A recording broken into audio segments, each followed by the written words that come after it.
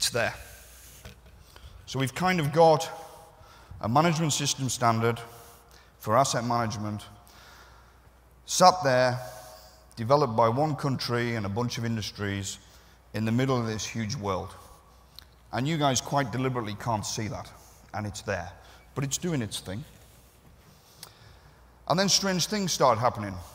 The people who were using this, which predominantly was the water, the power, the railways, they were adopting it and learning about it and demonstrating the value that it produced.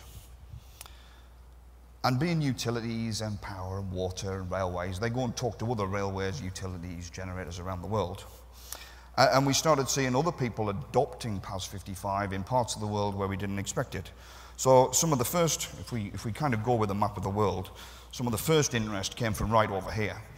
So we kind of had Northeast Asia, Hong Kong, Singapore, all quite interested. One of the first organizations to certify against PAS 55 was MTR in Hong Kong, very quickly after it was published. We started to have some interest from Australia, a bit further down here. They kind of weren't initially falling over themselves for PAS 55 because they'd been doing this a lot longer than we had. They'd kind of developed their International Infrastructure Management Manual. They knew all about asset management, that's great. And I would agree with them, they have some huge competency in that area.